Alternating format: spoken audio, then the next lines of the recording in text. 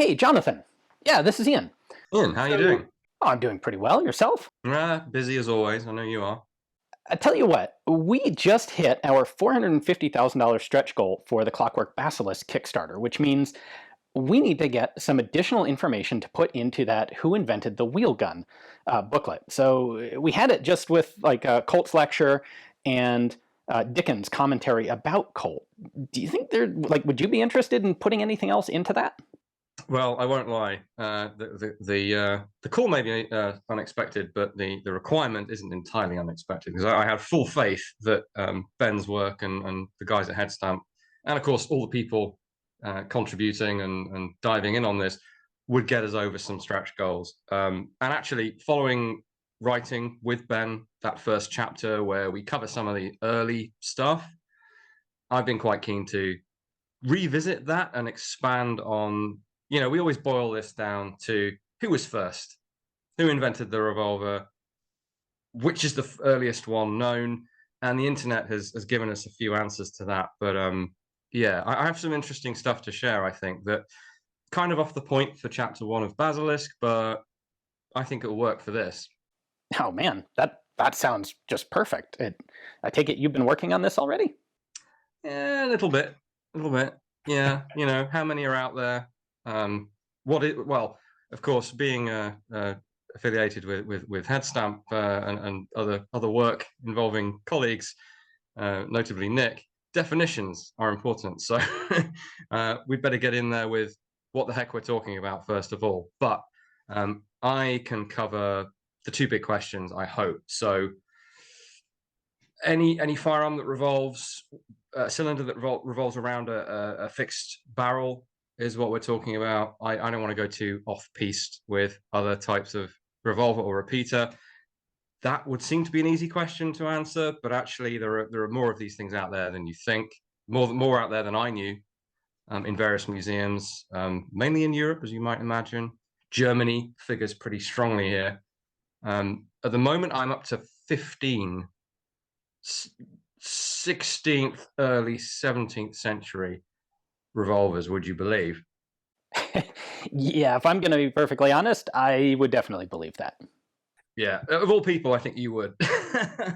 but the readers may be surprised by that.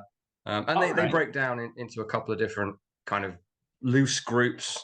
There's more activity in this area than I think some people realize. And the other one, of course, is revolvers that when you pull back a hammer, or this early on, the cock, the cylinder revolves. That's such a feature of the Colt. We do get into that from a certain angle in Clockwork Basilisk, but I think a straightforward answer of who invented the revolver that you rotate by any means, by hand or by, well, it's all by hand, I guess, but directly or by operating the another component. And then the second question is, when does the pseudo single action, depending how you define single action, but cock the thing turns. When does that happen? And I'm pretty sure I can provide everyone with a pretty definitive answer on both of those questions if I give this a bit more work.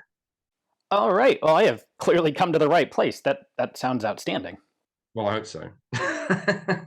Thank you very much, Jonathan. I really appreciate it, and I know our readers will too. You and they are, as always, very welcome indeed.